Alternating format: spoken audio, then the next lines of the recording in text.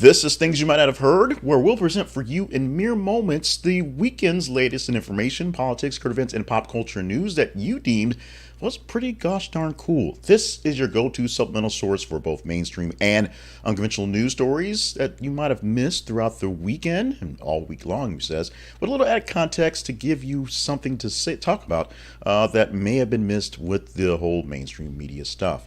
I'm Jacob Payne, and as the teaser graphic shows, we're going Barbenheimer pretty big today, but also 9 other news stories in the past weekend that you deemed as conversational, vetted by you before we curated into the 10 stories out for today. We'll explain that process once we get through the headlines. Give us about 12, 14 minutes because a bit longer show for Monday. In the meantime, we want you to stop by our website. Not now. Wait till the show is over. At thisisaconversationproject.com. We'll tell you more reasons why you should be there and what you can find there throughout the days, literally days, nights, all the time. So let's get into the headlines for today. It's Monday, July 24th, 2023, and we have a whole slew of great things to get into for this morning as we do this live 5:50 a.m. every single weekday morning. Let's get started with headline number 1. Let's just get this right out of the way, and that is box office Barbie eyes $150 million opening and Oppenheimer $75 million start. I think when all was said and done, Barbie got close to $200 million, maybe a bit more, and Oppenheimer basically passed right over $80 million. This was a big weekend for movies. This broke the 4th largest box office of all time, and people are saying maybe movies are back. This may have been sort of a lightning in a bottle anatomy where Barbie and Oppenheimer, two literally opposing type forces, came out the same week, but two big movies that people wanted to see came out to battle it out the big week. Barbie beat it out big time. Personal note, I took the family to see Barbie and myself to see Oppenheimer. Barbie basically outdid Oppenheimer because Oppenheimer took a little thought process and had a weird little twist into it. Barbie, not quite for kids, but the pink was out there as basically all the ladies are out there pinked up for the Barbie movie this weekend. It's a really eye-opening and a thought-provoking movie, believe it or not. Oppenheimer gives you a deeper sort of understanding of what happened during the arms race that was getting the first atomic bomb and why, even though it might not have been necessary, once they had it, the reasons why maybe we should be a bit fearful of AI right now. Just a little conjecture thinking in that case. Let's move on to story number 2 for this morning. And this is one where I'm have to say, be honest, it's at the piling on stage right now. We use Carlee Russell as the story of the week for the past weekend in our headlines, and she was a big deal all last week. This headline, something that basically came out and just, we had to kind of keep it going because eyeballs pulled it, and your eyeballs did pull this one. Carlee Russell fired from spa after alleged kidnapping as search history revealed. Reading that a little fast was a little bad, but you got the gist of it. And you may have missed this one out where people sort of try to back away from Carlee Russell. Carlee Russell, of course, vanished on last Thursday ago or so, and then reappeared last Saturday or so out of nowhere. Apparently, the out of nowhere is still unknown because by Wednesday we heard sort of the search history things and the things she did and what she was looking up for. Because of essentially what comes down to embarrassing everybody in the world, she was fired from her job, as you would expect. What's going to happen going forward with Carlee? We don't really know. We're still waiting to see if police have actually investigated or actually interviewed her again going forward. We know her family members are speaking out about this, saying, she's distraught, she's hurt, she needs some help, and we just kind of know that this was a big waste of time and money in the search process. While trying to find silver linings, maybe we'll find some more cases where people are actually looking for women of color who are now missing, and maybe people will actually help people with maybe mental illness, because these two seem to intertwine. I'm not there, so I don't know the people, so I can't say that for sure. But we do know this was a whole lot of mess, a whole lot of just people frustrated with the situation. First, thinking that she was missing and trying to find her, and second, finding out they were all basically lied to. We invested our emotions and energy into these cases and his separate cases in what happened. This is a interesting one that popped up that when we popped it out there, you guys eyeballs went straight to this one. Fitness influencer Justyn, Vicky crushed by 450-pound barbell. We had a couple different iterations in there and then finally went back to the People magazine's story, but with a different headline because it just sort of made sense. It really was kind of weird. But Vicky was using the squat press when the bar fell forward onto his neck, breaking his neck and compressing his vital nerves. He was essentially died right there instantly. He's out of Indonesia. He's Java, Indonesia. They tried to take him to emergency surgery, but he did not really survive the incident. This happened a while back, so it's been a little bit here and took some time to get to that. But he posted a video back on July 5th of him demonstrating at the same squat, which is he called one of the most dangerous exercises, and we can see why. This was an influencer, just a person that I had no knowledge of until the story popped out. But it was one of those things that, over the weekend, so many things can be shocking and grab you. This is one of them that basically was. We are definitely sending out thought, prayers, positive energy to the family and all folks who know and love Mr. Vicky, and even the people who follow him as an influencer just on that case. On Friday, we lost Tony Bennett. The masterful stylist of American musical standards died at the age of 96. A lot of tributes went out to him as it sort of came out as breaking news and then had to be caught up with details on what's going on. Now, in most cases, when people are old and near death, they have these packages kind of built in someplace so that when they find out about it, it takes about 20 minutes or so to clean the package up and then get the news report written and going out there. The Tony Bennett stuff didn't quite seem to work that way, although they did have packages ready and go. I watch CNN as I prepare my stuff in the morning, and first thing they did, the news came out, and then it took CNN about 15 minutes to actually get to it because they had to confirm it and things like that. And then he just sat on the phone with Anderson Cooper and replayed his interview he had with Tony Bennett as their background for most of the morning, because Tony Bennett spent a lot of time in that interview. We talked about Tony Bennett and his Alzheimer's, talked about how his wife walked him through things, talked a very touching story about Lady Gaga on the performance tour with her, where he seemed to not be able to remember what her name was when he came on stage, but performed beautifully. And then towards the end of it, said, "Hey, it's Lady Gaga." And Lady Gaga basically burst into tears because he actually remembered her name in the process. He's, generations he's spanned. Of course, we know a lot of his collaborations. The biggest things I've seen done was Red Hot Chili Peppers, something that really should not, is definitely the streams mixing and dogs and cats living with each other, but it's magical, it's musical, and the music gets a little less musical, a little less happy. But Tony Bennett, gone at 96. Jamie Foxx, still here. Jamie Foxx had a great few nights in Vegas months after hospitalization. He came back to be out in public and did an Instagram hit on Instagram over the weekend and told the folks, thank you for being there with me, thanking all the people that were around him, especially his daughter and his close family and his tight folks, and essentially saying he's sorry that he's been basically AWOL from anything, but he didn't want people seeing him in his condition. His condition was bad. He burst into tears when he talked about how bad it was, saying he'll be back better than ever. He wants people to see him laughing, doing comedy, doing movies, doing things like that. He'll do back to that as soon as he can, but thanking the folks and his doctors for saving his life. This is one I didn't think was going to pick up steam, but it did. Willie Simmons said a rap music video was filmed inside the team's locker room at Florida A&M without his authorization, him being the coach, and that the profane languages in the video violated Florida A&M's core values. So, A&M suspends all football activities while the investigation is going through. Real Boston Richie posted a music video on YouTube which portrays portions of Florida A&M's locker room easily identifiable and football players wearing their team helmets.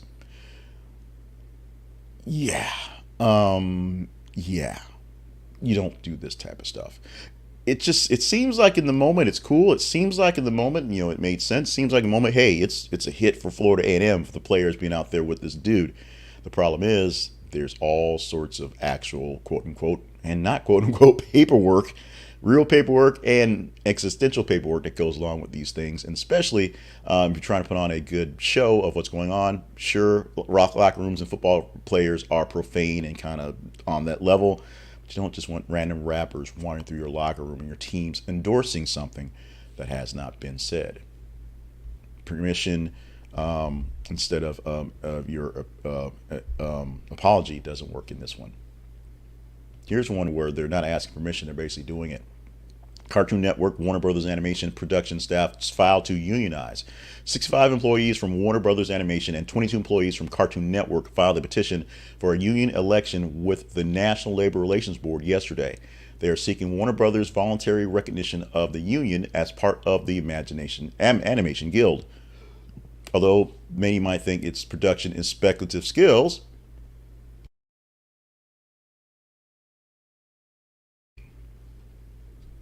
it's really about the content that gets on the air. Hannah Farrick, who wants to join the union, wants to make sure that the current and future workers can feel secure in following their passion. Their work is not wasted, their work is not exploited, and the actors and the writers are worried about AI. Don't you think animators are worried about AI as well? There's already some AI issues that are frustrating people in things that are in production right now, so we shall see how this one plays out.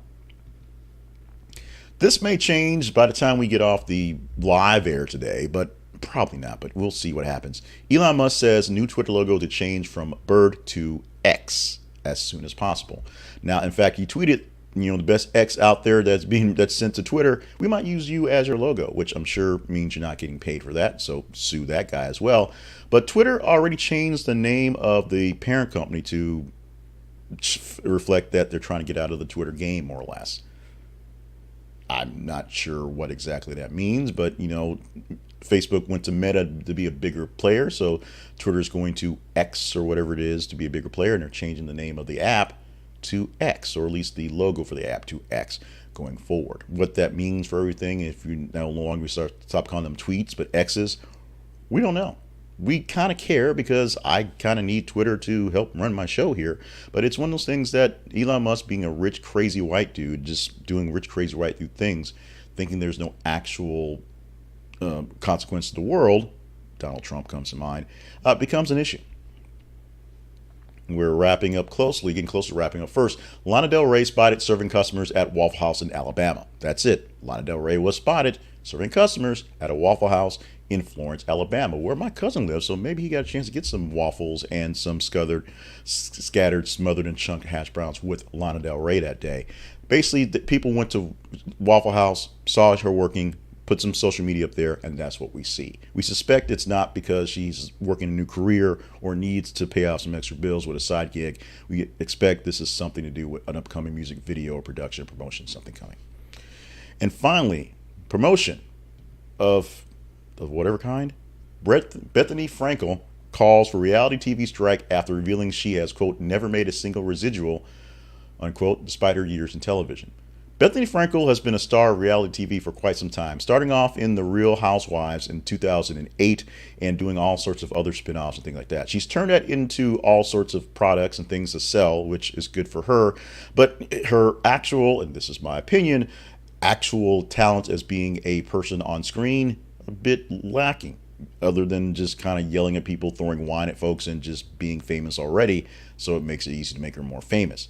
Because reality TV essentially was born out of strikes, because reality TV contestants, people, actors, whatever you call them, participants don't get paid like actors. They don't get residuals because they don't own the shows, because the stuff's supposed to be real, not something that's scripted. Although yeah, they're all scripted and they're all fake.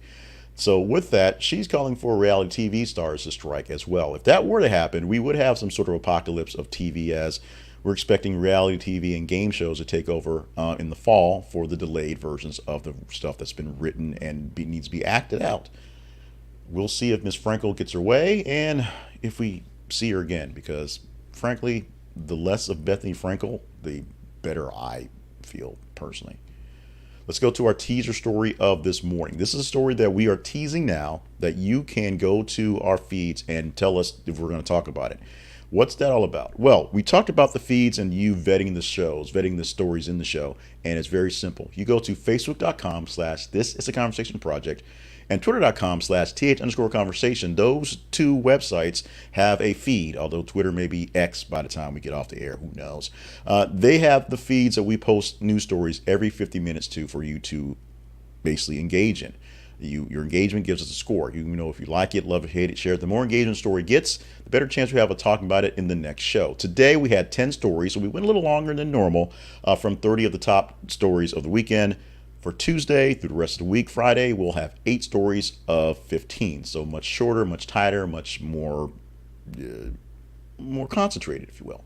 This is a story we can talk about tomorrow if you want to see it. It's already been posted as I'm recording this live, so you may have to go back looking for it. It may pop in your feed randomly because the feeds work that way. U.S. surpasses 400 mass shootings so far in 2023.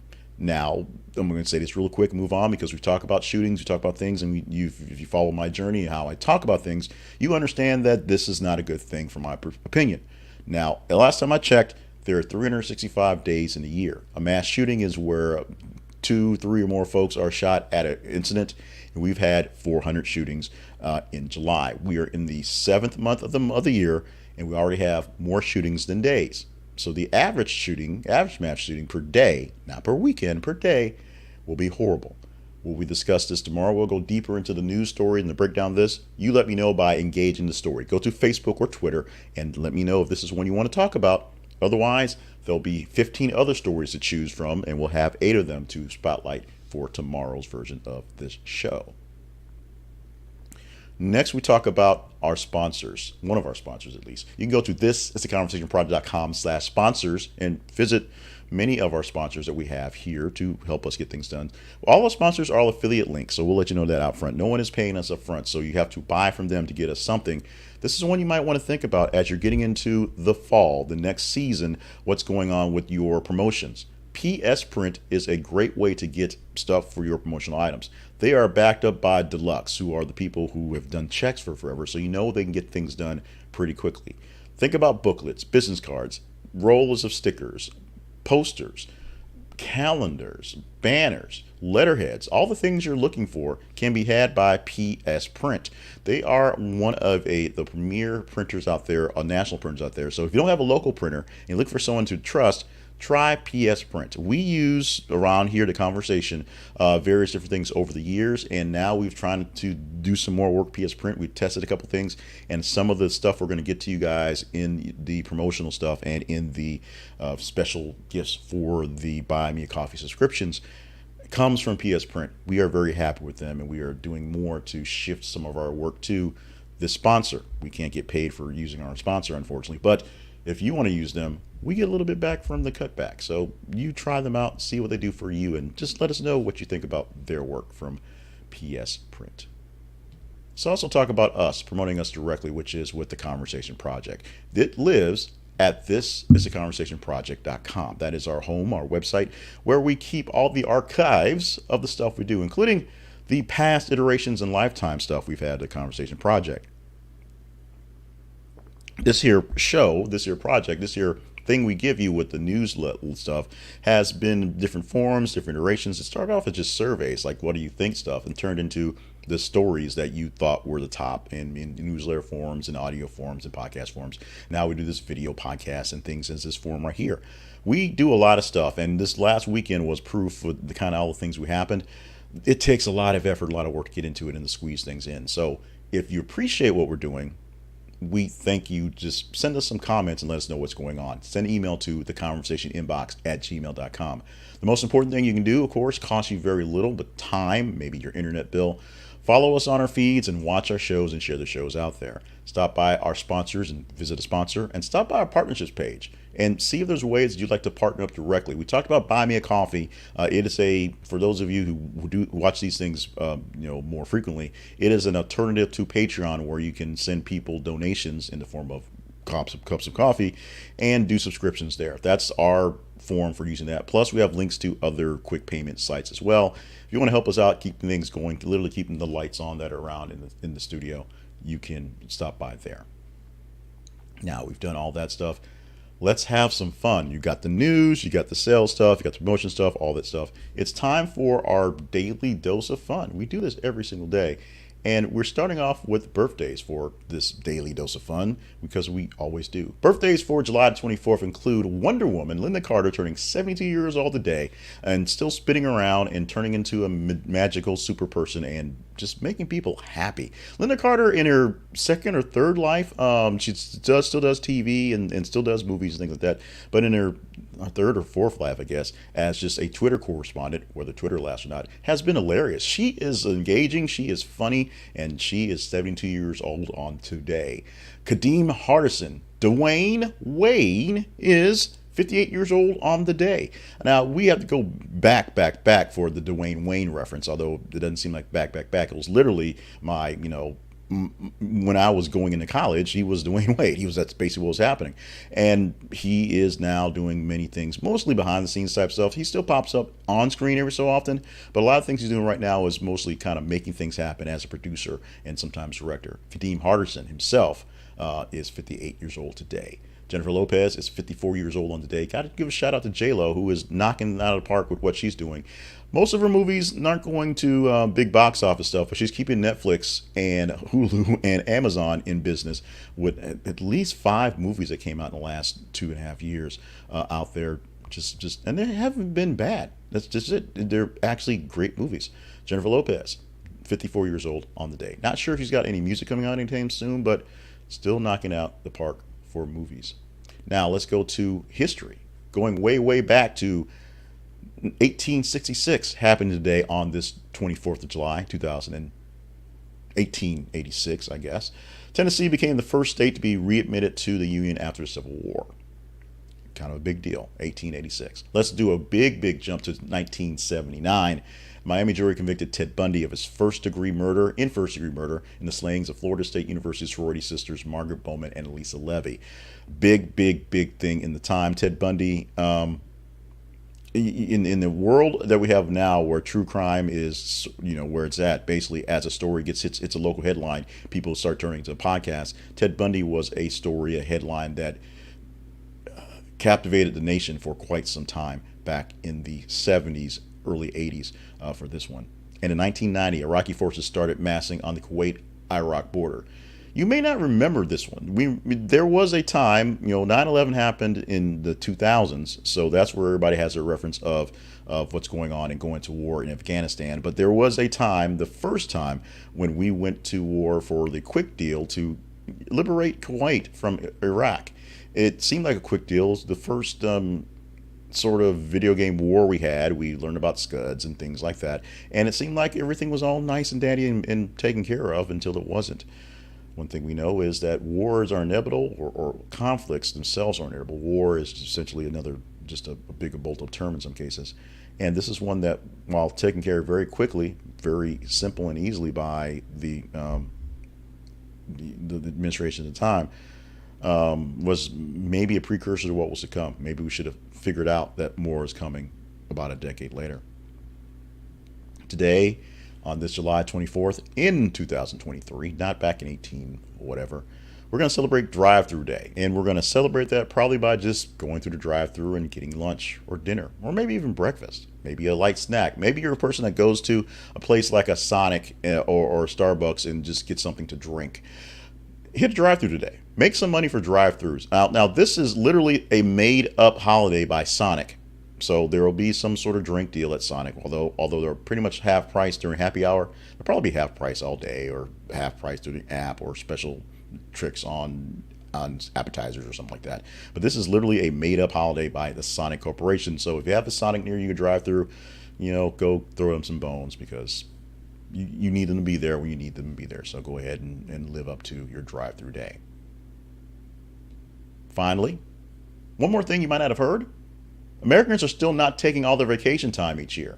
According to the most recent data, which was in 2019, America's taken an average of 18.1 vacation days annually, down a few days from about 20 years ago in 2000. Last year, which was 2022, more than half of Americans, that's 55%, left vacation days unused. This guy right here. So far in 2023, 46% of workers said they take less time off than offered. So why aren't Americans taking all their vacation time? According to a project time off study, 95% of people surveyed claimed they're using their paid time off was very important. However, some people reasons for not taking vacation times include feeling overwhelmed with work, worrying about losing their jobs that take too much time away, or not feeling like they need to take more time off. I can tell you overwhelm and stuff like that. Plus, needing to take more time off is something that is definitely what needs to be done. The big issue is being away makes work harder when you get back to it. Unfortunately, some people in those type of jobs have those issues. If you have vacation time, you need to try to take it. This is something that I'm saying do as I say, not as I do, because I often don't. With that, it's Monday, July 24th, 2023. I am Jay Cleveland Payne, and this year, a bunch of reasons to not take vacation time, including, the whole tornado hitting the house thing. But I'm always here for you here. So if you want to talk about your vacation time or any of the news stories we had today, the conversation inbox at gmail.com is always open. Email us at that email address, and we'll chat back and forth on things. Give us some details, give us some highlights, give us some lowlights, give us some feedback. We'll do what we can to make it better or make it a little less worse. Sometimes it's about making it less worse than better. Go to our feeds on Facebook and Twitter and help us get in the eyeballs of other folks by sharing those feeds. Stop by our sponsorships page or our partnerships page. See if there's a way to help us out. And stay limber, stay hydrated, stay on task, because we need you here for all the grand things you are here to be here to do. Long way of saying, people need you. Do what you can to stick around. I'm Jay Cleveland Payne. Thank you so much for being with us for this day, and want to make sure that you know that we're here for you. As we said, stop by our website, thisisconversationproject.com. Email us there and chat with us at our feeds on Facebook and Twitter. Let's get on with the week. Looks like it's going to be a long week, but hey, we are literally a week away from being into the 8th month. This time is going so fast, so quickly. So let's have a good one as we prepare for August and the real change, getting into the real transition for the fall. I've got news stories posting every 50 minutes as it is, so check them out so that you don't miss out on anything. Love you guys. Mean it. Let's do it again tomorrow.